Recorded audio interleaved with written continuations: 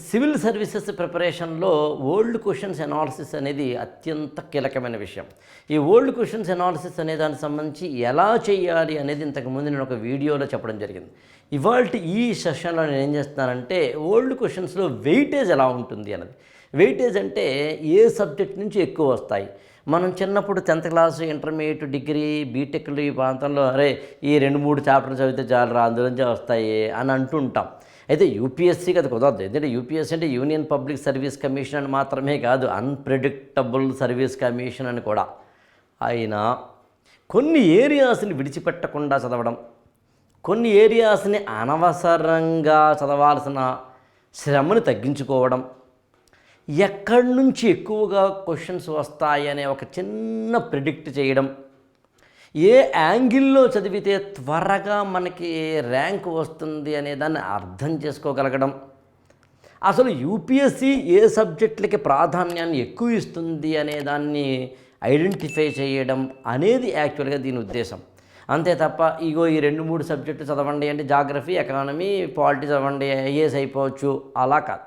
లేదా హిస్టరీ చదవండి, ఇంకోటి చదవండి, ఈ చదివితే చాలు అనేది ఉండదు. ఈ పుస్తకం చదివితే చాలు, ఈ మెటీరియల్ చదివితే చాలు, ఈ కోచింగ్ సెంటర్ చదివితే చాలు, ఈ టైప్ ఆఫ్ బుక్స్ లేదా సబ్జెక్ట్స్ చదివితే చాలు అనేది యూపీఎస్సీ కుదరదు. అయినా ఫస్ట్ అండ్ ఫార్మోస్ట్ గుర్తుంచుకోవాల్సిన విషయం ఏంటంటే, నేను ఇయర్ వైజ్ ప్రిలిమినరీ ఎగ్జామినేషన్ సంబంధించిన ఓల్డ్ క్వశ్చన్స్ ఎనాలిసిస్ చేసేటప్పుడు 2011 నుంచి 2022 వరకు నేను దాదాపుగా మీకు ఒక 12 సంవత్సరాల ఒక టేబుల్ని ఇవ్వడం జరిగింది. ఇది యాక్చువల్గా మన స్టూడెంట్స్ అందరికీ ఇప్పటికే ఇవ్వడం జరిగింది. ఎవరికైనా ఇంకా అందకపోతే వారు తీసుకునే ప్రయత్నం చేయొచ్చు. కానీ మీరు ఎప్పుడు గుర్తుంచుకోండి, సివిల్ సర్వీసెస్ ప్రిపరేషన్లో అత్యంత కీలకమైన హార్ట్ లాంటిది ఏమిటి అని అడిగితే కరెంట్ అఫైర్స్ అండి.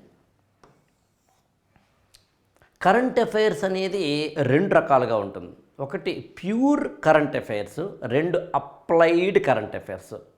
ప్యూర్ కరెంట్ అఫైర్స్ అంటే అర్థం ఏంటి? మీకు జనరల్ స్టడీస్ తోటి సంబంధం లేకుండా కేవలం ఒక కరెంట్ అఫైర్స్గానే అడగడం. ఉదాహరణకి ఏదో జపాన్ ప్రధానమంత్రి లేదా జపాన్ నుంచి ఎవరో ఇండియాకు వచ్చారనుకుందాం, ఇండియాకి జపాన్కి మధ్య ఏదైనా ఒక అగ్రిమెంట్ కుదిరింది అనుకుందాం. అప్పుడు ఆ అగ్రిమెంట్ మీద మాత్రమే ఏదైనా ఒక ప్రశ్న రావచ్చు. లేదా శ్రీలంకలో ఏదో ఒక సంక్షోభం వచ్చింది, శ్రీలంకలో వచ్చిన ఎకనామిక్ క్రైసిస్ని ఆధారం చేసుకుని ఎందుకు వచ్చింది ఏమిటి అనే ప్రశ్న అడగాలి అనుకున్నప్పుడు ప్యూర్ కరెంట్ అఫైర్స్ అవుతుంది. బ్రిటన్లో ప్రధానమంత్రికి సంబంధించి రాజీనామా చేయాల్సి రావడం, రాజీనామా చేసిన తర్వాత కొత్త ప్రధానమంత్రి రావడం, ఈ ప్రాసెస్కి సంబంధించిన ఏదైనా ఒక కరెంట్ అఫైర్స్ని క్వశ్చన్ అడగాలని ఎగ్జామినేషన్లో అడగాలనుకుంటే డైరెక్ట్గా అడగడం. అలా ప్యూర్ కరెంట్ అఫైర్స్ని మనం ఎలాగూ చదువుతాం. కానీ కరెంట్ అఫైర్స్ అప్లైడ్ కూడా అవుతూ ఉంటాయి. ఉదాహరణకి మీకు పాలిటీ తీసుకున్నారనుకోండి, పాలిటీలో ప్యూర్ పాలిటీ మాత్రమే కాకుండా కరెంట్ అఫైర్స్ అప్లైడ్ పాలిటీ కూడా ఉంటుంది. ఉదాహరణకి కరెంట్ అఫైర్స్లో ఏదో సుప్రీంకోర్టు ప్రధాన న్యాయమూర్తి గురించో, లేకపోతే ఎలక్షన్ కమిషన్ గురించో, లేకపోతే ఒక మహారాష్ట్రలో షిండే అక్కడ జరిగినట్టుగా ఏదైనా ఒక ప్రభుత్వాలు మారడము, గవర్నర్ రోల్ గురించో, నీతి ఆయోగ్ అండ్ పొలిటికల్ సినారియో గురించో ఏదైనా ఒక కాంట్రవర్సీ కానీ, కాన్ఫ్లిక్ట్ కానీ, సినారియో కానీ, గ్రేట్ ఈవెంట్ కానీ జరిగితే దాన్ని డైరెక్ట్గా కరెంట్ అఫైర్స్గా అడగకుండా దాన్ని మళ్ళీ తిరిగి పాలిటీతోటి ముడిపెట్టి అడిగారనుకోండి, అది అప్లైడ్ కరెంట్ అఫైర్స్ అవుతుంది. సాధారణంగా అలా అప్లైడ్ కరెంట్ అఫైర్స్ ఉండడానికి గల ఏదైనా సబ్జెక్టులు ఎక్కువగా ఉన్నాయంటే పాలిటీ ఒకటండి, ఎకానమీ ఒకటి, geography, science and technology, environment ecology, international relations, social issues కూడా. అంటే ఒక హిస్టరీ తప్ప ప్రపంచంలో ఏం జరుగుతున్నాయో వాటి అప్లికేషన్ తోటి కూడినది సిఏ అంటే కరెంట్ అఫైర్స్లో భాగంగా అడిగేందుకు అవకాశం ఉంది. అందుకు నేను ఏమంటానంటే, మీరు ఓల్డ్ క్వశ్చన్స్ని అనాలిసిస్ చేసేటప్పుడు వెయిటేజ్ ఆఫ్ ద సబ్జెక్ట్ని ఎప్పుడైనా గుర్తుంచుకోండి. కరెంట్ అఫైర్స్ అనే దానికి ఎక్కువ పాత్రే ఉంటుంది. ప్యూర్గా కరెంట్ అఫైర్స్ వచ్చినా, అప్లైడ్గా కరెంట్ అఫైర్స్ వచ్చినా. అప్పుడు ఒకసారి చూడండి, మీకు కరెంట్ అఫైర్స్ని ప్రతి ఏడాది కూడా ఎన్ని అడిగారు అనేది నేనైతే అసలు పట్టించుకోవద్దంటాను నేను. కరెంట్ అఫైర్స్ అనేది ఒక్కసారి చూడండి, మీరు 13, 23, మొన్న 2022 పేపర్ కనుక మీరు చూసినట్లయితే 40 వచ్చినాయండి. నాకు తెలిసి గత 10 సంవత్సరాల 12 సంవత్సరాల యూపీఎస్సీ ప్రిలిమినరీ ఎగ్జామినేషన్ పేపర్లో ఎప్పుడూ రానంతగా కరెంట్ అఫైర్స్ ప్యూర్ కావచ్చు, అప్లైడ్ కావచ్చు, కలగలిపి 40 ప్రశ్నలు వచ్చినాయి. అంతకుముందు ఎప్పుడైనా మీరు చూడండి, మహా అయితే 2000 ఎప్పుడుది 2023 2016లో మాత్రమే 23 ప్రశ్నలు వచ్చినాయి. 2016 ఆ తర్వాత మీకు ఎప్పుడూ కూడా తక్కువే. అంటే అర్థం ఏంటన్నమాట, ప్యూర్ కరెంట్ అఫైర్స్ అయినా సరే, అప్లైడ్ కరెంట్ అఫైర్స్ అయినా కానీ మీరు తెలుసుకోవాల్సిన విషయం ఏంటంటే, ఒక్క మాటలో చెప్పండి అంటే, మీ కరెంట్ అఫైర్స్ ప్రిపరేషన్ చాలా కీలకమైనది. Simple logic. Weightage number 1 CA. Next, సాధారణంగా ఈ వెయిటేజ్ విషయంలో తెలుసుకోవాల్సిన ఇంకొక పాయింట్ ఏంటంటే, హిస్టరీ అన్నారనుకోండి మీరు. హిస్టరీ అన్నప్పుడు మీకు నేను ఇక్కడ 4 కాంపౌండ్లతోటి కూడిన హిస్టరీని చెప్తున్నాను. Ancient India, medieval India, modern India and culture. మీకు మళ్ళీ హిస్టరీ క్లాసెస్లోకి మనం వెళ్ళినప్పుడు, లేదా మీరు ప్రిపరేషన్లోకి వెళ్ళినప్పుడు మళ్ళీ యాన్షియంట్ ఇండియాలో ఎన్ని వస్తున్నాయి, మిడీవల్ ఇండియాలో ఎన్ని వస్తున్నాయి, మోడర్న్ ఇండియాలోంచి ఎన్ని వస్తున్నాయి, అలాగే ఇతర కల్చర్ నుంచి ఎన్ని వస్తున్నాయి అనే ఒకానొక కేటగిరీని కూడా మనం చేసుకోవాల్సి ఉంటుంది నిజానికి. బట్ ఇన్ జనరల్ మాత్రం మీకు హిస్టరీ అంటే 4 కాంపోనెంట్స్ ఉంటాయి అనేది ఖచ్చితంగా మనం అర్థం చేసుకోవాల్సి ఉంటుంది. అలాగే మీకు ఈ ప్రాసెస్లో హిస్టరీని కనుక మీరు ఒకసారి చూసినట్లయితే ఆన్ అన్ యావరేజ్ ప్రతి ఏడాది కూడా 100 మార్కులు టోటల్, మనకి 100 మార్కులు కదండి, నేను చెప్పాల్సిన అవసరం లేదు. ఆ 100 మార్కులకి కనీసం ఒక 10 నుంచి 15 ప్రశ్నలు హిస్టరీ నుంచి వస్తాయండి మినిమం. ఆన్ యావరేజ్ మీరు చూసినట్లయితే కాస్త అటు ఇటుగా నేను మాట్లాడుతున్నాను. ఒక 2022 పేపర్ మాత్రం, ఎందుకంటే గత 12 ఏళ్లలో లాస్ట్ ఇయర్ 2022 పేపర్ మాత్రం very difficult, very toughest, very unpredictable. అందుకే నేను 2022ని ప్రత్యేక చెప్పాలనుకుంటున్నాను. 8 క్వశ్చన్స్ మాత్రం వచ్చాయండి హిస్టరీ నుంచి. 8 బొత్తిగా మరీ తక్కువ యాక్చువల్గా. ఎప్పుడూ హఠాత్తుగా ఐ థింక్ 22 ఒకసారి వచ్చినాయి. 2014లో కూడా 22 వచ్చినాయి. 22 అంటే కన్సిడరబుల్, మరీ బొత్తిగా 8 వచ్చినాయి.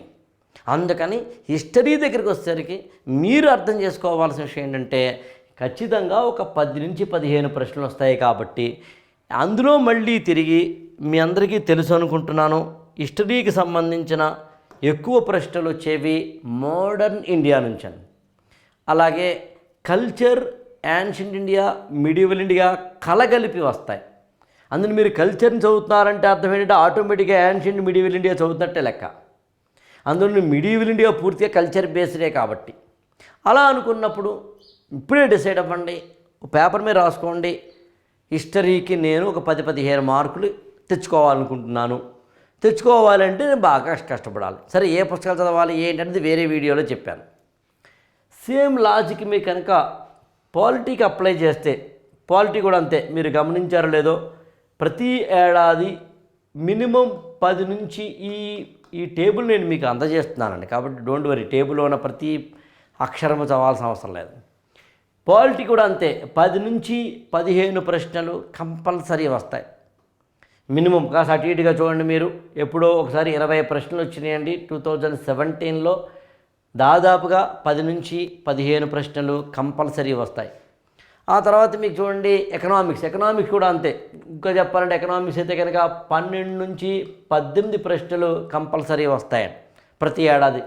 మీరు కావాలంటే గమనించినట్లయితే ఆన్ యావరేజ్ తీసుకుంటే 2022లో కూడా 15 ప్రశ్నలు వచ్చాయండి. కాస్త అటు ఇటుగా 12 నుంచి 18 ప్రశ్నలు వచ్చేందుకు అవకాశం ఉంది. ఇక జాగ్రఫీ యాక్చువల్గా ఆన్ యావరేజ్ 10 ప్రశ్నలు వస్తాయి. కానీ జాగ్రఫీతో ఒక చిక్కు ఉందండి. జాగ్రఫీ ఎకానమీతో కలగలిసి కొన్ని ప్రశ్నలు, అలాగే ఇంటర్నేషనల్ రిలేషన్ తోటి కలగలిపి కొన్ని ప్రశ్నలు, ఎన్వైరన్మెంట్ తోటి కలగలిపి కొన్ని ప్రశ్నలు, అఫ్కోర్స్ కరెంట్ అఫైర్స్ కలగలిపి ఎలాగో వస్తాయి. అందుకని జాగ్రఫీని ఎప్పుడైనా మీరు చదివే తీరు ఎలా ఉండాలి అంటే, ఎకానమీ తోటి, ఎకాలజీ అండ్ ఎన్విరాన్మెంట్ తోటి, ఇంటర్నేషనల్ రిలేషన్స్ తోటి కలగలిపి చదివితేనే మీరు జాగ్రఫీని సరిగ్గా చదివిన వాళ్ళు అవుతారు. అందుని ప్యూర్ జాగ్రఫీ ఎప్పుడూ కూడా 10 కన్నా తక్కువే ఉంటాయి. ప్యూర్ జాగ్రఫీ ఎప్పుడూ 10 కన్నా తక్కువ ఉంటాయి. కానీ అప్లైడ్ జాగ్రఫీ ఎకానమీలో 2-3 ప్రశ్నలు, ఎన్విరాన్మెంట్లో 2-3 ప్రశ్నలు, ఇంటర్నేషనల్ రిలేషన్స్లో 2-3 ప్రశ్నలుగా వచ్చే అవకాశం ఉంటుంది. అందుని జాగ్రఫీని దాని విశ్వరూపాన్ని మనం అర్థం చేసుకోవాల్సి ఉంటుంది. ఇక science and technology. Science and technology అనగానే మీరు తెలుసుకోవాల్సిన విషయం ఏంటంటే physics, biology, chemistry, science and technology అనే 4 పదాలు ఎప్పుడు గుర్తుంచుకోండి. ఫిజిక్స్, కెమిస్ట్రీ, బయాలజీ అనే మూడింటిని మీరు 10th క్లాసులోపు ఎక్కడొకటి విన్నారు. సైన్స్ అండ్ టెక్నాలజీ అంటే అప్లైడ్ సైన్సెస్. సింపుల్ చెప్పాలంటే ఈ మూడిటికి అప్లికేషన్. కరెంట్ అఫైర్స్లో భాగంగా ఉండే సైన్స్ అండ్ టెక్నాలజీకి సంబంధించింది. అయితే మీరు గమనించాల్సింది ఎప్పుడు గుర్తుంచుకోండి, ప్యూర్ ఫిజిక్స్ ఎప్పుడు చదవకండి. ప్యూర్ ఫిజిక్స్ క్వశ్చన్స్ రావు. ప్యూర్ కెమిస్ట్రీ క్వశ్చన్స్ ఎప్పుడు చదవకండి. ప్యూర్ కెమిస్ట్రీ క్వశ్చన్స్ రావు, కానీ ప్యూర్ బయాలజీ క్వశ్చన్స్ వస్తాయి. చాలామంది నన్ను అడుగుతారు, ఎందుకు సార్ ప్యూర్ బయాలజీ మాత్రం రావాలి అని. సివిల్ సర్వెంట్కి ఎవ్రీడే సర్వీస్లో ఫిజిక్స్ అవసరం లేదు, కెమిస్ట్రీ అవసరం లేదు. కానీ ఎవ్రీడే లైఫ్లో ఖచ్చితంగా ప్రతి సివిల్ సర్వెంట్కి బయాలజీ తెలిసి ఉండాలి. ఎందుకంటే ఎప్పుడప్పుడు ఎక్కడో అక్కడ తాను ఉదాహరణకు మీరు జిల్లా కలెక్టర్గా ఉన్నారు, అక్కడ ఒకసారి ఫైలేరియా, ఒకసారి డయేరియా, ఒకసారి మలేరియా, ఏదో ఒకటి రావచ్చు. యాక్చువల్గా అంటే ప్రజారోగ్యము, పబ్లిక్ హెల్త్ అనేది చాలా కీలకమైంది. ఆ ప్రజారోగ్యం అనే పబ్లిక్ హెల్త్ పాలసీకి సంబంధించిన బేసిక్ అండర్స్టాండింగ్ ఎప్పుడు వస్తుందంటే బయాలజీ వల్ల వస్తుంది. అందులో బయాలజీ నీకు తెలిసినా లేదని యూపీఎస్సీ టెస్ట్ చేయాలనుకుంటుంది. ఫిజిక్స్, కెమిస్ట్రీ కూడా తెలియాలి, కానీ తెలియకపోతే వచ్చే నష్టం లేదు. ఇంకా సైన్స్ అండ్ టెక్నాలజీ చెప్పాల్సిన అవసరం లేదు, కరెంట్ అఫైర్స్లో భాగంగా వస్తుంది. ఇక సాధారణంగా ఇంటర్నేషనల్ రిలేషన్స్ కానీ, ఎన్విరాన్మెంట్ అండ్ ఎకాలజీ కానీ, సోషల్ ఇష్యూస్ కానీ చాలా లోయెస్ట్ వెయిటేజ్ ఉన్న సబ్జెక్ట్స్ అండి. ప్రిలిమినరీ గురించి మాట్లాడుతున్నాను నేను. ప్రిలిమినరీలో ఎన్విరాన్మెంట్, ఎకాలజీ మహా అయితే యావరేజ్ 5 కన్నా తక్కువ వస్తాయి. ఇంటర్నేషనల్ రిలేషన్స్ అయితే కనుక 3 అంతకన్నా రావు. సోషల్ ఇష్యూస్ అయితే 2, 3 అంతే. కానీ వన్ థింగ్ ఈజ్ ష్యూర్, 2 3 ఇంపార్టెంటే కదా, అందుకని వాటిని కూడా చదవాలి. అలా అనుకున్నప్పుడు మీకు టోటల్గా గమనించినట్లయితే ఈ ప్రాసెస్లో టోటల్ ఎన్విరాన్మెంట్లో మీరు తెలుసుకోవాల్సిన రహస్యం ఏంటంటే కొంచెం వెయిటేజ్ ఎక్కువ ఉంది. దాన్ని కన్సిడరబుల్ వెయిటేజ్ సబ్జెక్ట్స్ అంటారు. History, polity, economy, geography, science and technology లాంటివి. కొంచెం లెస్ వెయిటేజ్ ఏంటి అంటే ఎన్విరాన్మెంట్, సోషల్ స్టడీస్ లాంటివి. జీకే యాక్చువల్గా ప్యూర్ జీకే ఎప్పుడు రాదు. ప్యూర్ జీకే ఎన్నడూ రాదు. కానీ జీకే క్వశ్చన్స్ అప్పుడప్పుడు మనం తెలుసుకుంటే మంచిది కాబట్టి, అప్పుడప్పుడు ఎగ్జామినేషన్లో 1-2 వస్తాయి కాబట్టి వాటి గురించి కూడా తెలుసుకోవాలి. నేను వేరే రిసోర్స్ సైంటిఫికేషన్ అని చెప్పి ఒక వీడియో చేశాను. అందులో మీకు మనోరమ ఇయర్ బుక్ గురించి ఇలాంటి వాటి గురించి చెప్పినప్పుడు మీకు అందులో అర్థమవుతుంది యాక్చువల్గా జీకేకి సంబంధించి. ఇక మిగిలింది ఏమిటి అంటే దాని ఆల్రెడీ నేను కరెంట్ అఫైర్స్ చెప్పాను. ఒకసారి మీరు గమనించాల్సిన విషయం ఏంటంటే, నేను టోటల్ చేసినప్పుడు మీరు గమనించండి, మీరు ఒకసారి కొద్దిగా నేను మీకు దీన్ని అవగాహన కలిగించడానికి ప్రయత్నిస్తాను. మీకు ఇది కనిపించకపోవచ్చు, కంగారు పడకండి, నేను కొంచెం జూమ్ ఇన్ చేశాను కాబట్టి. బట్ నాకు ఉద్దేశం మీకు ఇది కనిపిస్తోందా లేదా అన్నది కాదు, ఎనాలిసిస్ ఇంపార్టెంట్. ఇది ఎలాగో మీకు అందజేస్తున్నాను నేను. చాలా సింపుల్గా చూడండి.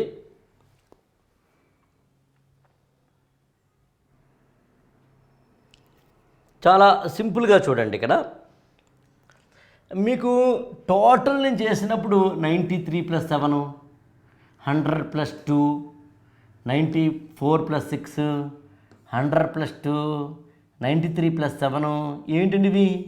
ఎక్కడైనా 100 కన్నా దాడతాయా? దాని అర్థం ఏంటి తెలిసిన మీకండి? ఎగ్జామినేషన్లో 94 + 6 అన్నప్పుడు ఆ 6ని ఏ కేటగిరీకి చెందుతుందో కూడా మనం ఐడెంటిఫై చేయడం కష్టం. అంటే సైన్స్లో ఎకానమీలో, జాగ్రఫీలో అన్నిటితోటి ముడిపడింది. అంటే అసలు తలబద్దలు కొట్టుకుంటేనే తప్ప ఆన్సర్ చెప్పలేము అనేంతలా అన్నమాట. అది నాట్ ఏ జోక్ యాక్చువల్గా. అలాగే మీకు 2021లో 105 ప్రశ్నలు వచ్చాయని కాదు, ఇందా అని చెప్పినట్టుగా 100+5. అదే మీకు ఖచ్చితంగా 2022 ప్రశ్న పత్రాన్ని కనుక చూసినట్లయితే ఐ థింక్ 2022 ప్రశ్న పత్రాన్ని యాక్చువల్గా నేను మీకు ఒకసారి ఎక్కువగా చూపించాలనుకుంటున్నాను. ఎందుకంటే చాలా కాంట్రవర్షియల్గా అనిపించిన ప్రశ్న పత్రం కాబట్టి దాన్ని కనుక మీరు ఒకసారి చూసినట్లయితే అర్థమవుతుంది మీకు. అదేమిటి అంటే ఒకసారి చూడండి. 2022లో traditional subjects, considerable weightage subjects అన్నీ చాలా తక్కువ వచ్చినాయండి. హిస్టరీ 8, పాలిటీ మరీ తక్కువ 10, ఏదో ఎకానమీ 15, జాగ్రఫీ ఏదో 10, ఎన్విరాన్మెంట్ 7, ఏదో ఐఆర్ఎమో 4, ఏదో సోషల్ సంథింగ్ పైన చూద్దామండి ఆ ఇష్యూస్ ఏదో 4. కానీ కరెంట్ అఫైర్స్ చూడండి 40 వచ్చినాయండి. 40 కరెంట్ అఫైర్స్ రావడం అన్న ఒక్క లాజిక్ మీకు అర్థమైతే, అంటే ప్యూర్ కరెంట్ అఫైర్స్, మీరు గమనించారో లేదో కానీ ప్యూర్ కరెంట్ అఫైర్స్ అంటే కరెంట్ అఫైర్స్ అంటే ఎంత దారుణంగా ఉంటుందా అనేంతలా కరెంట్ అఫైర్స్ రావటం అనేది 2022. అందులో 2022 పేపర్ని ఏమని చెప్తారంటే ఈ మధ్యకాలంలో ఇంత అలాంటి పేపర్ ఎప్పుడు రాలేదని చెప్తారు. అంటే ఇంత దారుణమైన పేపర్ ఎప్పుడూ రాలేదని చెప్తారు. అందుకని వెయిటేజ్ విషయంలో నేనేం చెప్పదలుచుకున్నాను మీరు అంటే, economy, history, polity, geography, science and technology లాంటివేమో ఎక్కువ చదువుతూ, ఇంక్లూడింగ్ కరెంట్ అఫైర్స్ అంటే కరెంట్ అఫైర్స్తో ముడిపెట్టి చదువుతూ, మిగతా వాటికేమో తక్కువ ప్రాధాన్యం ఇస్తూ, కరెంట్ అఫైర్స్ అనే కంటితోటి అన్ని సబ్జెక్టులు చదువుతూ, ఏ వెయిటేజ్ ఎప్పుడు ఎంత ఇచ్చినా కూడా at the end of the day అర్థం చేసుకోవాల్సిన విషయం 100కి 100 మార్కులు రావాలి. అంటే 200 మార్కులకి మనకి మరీ 200 మార్కులు రావని, అంటే 100కి 100 ప్రశ్నలు ఆన్సర్ చెయ్యమని, కేవలం కొన్ని చేస్తాం కొన్ని చేయలేకపోతాం. కానీ మీరు కనుక కన్సిడరబుల్ వెయిటేజ్ అనే ఒక సబ్జెక్ట్ మీద కమాండ్ని కలిగి ఉంటే ఆబ్వియస్గా మినిమం గ్యారంటీగా మాత్రం ఎగ్జామ్ హాల్లోంచి బయటపడవచ్చని, కరెంట్ అఫైర్స్ మాత్రం కంపల్సరీ చదవాలని తెలుసుకునే ప్రయత్నం చేయడమే మనం చేయాల్సిన స్ట్రాటజీ. నేను ఇది చాలా తక్కువ టైంలో చెప్పాలనుకున్నాను కాబట్టి ఉన్నంతలో ఇది కవర్ చేయగలిగాను. ఇది ఒక 1 ఇయర్ లాంగ్ ప్రాసెస్. కోచింగ్లో ఆయా ఫ్యాకల్టీలు మీకు ఎప్పుడెప్పుడు ఏ సబ్జెక్ట్కి ఎంతంత వెయిటేజ్ ఉంటుంది, వెయిటేజ్ ఉండదు లాంటివి చెప్పే ప్రయత్నం చేస్తారు. Thank you so much.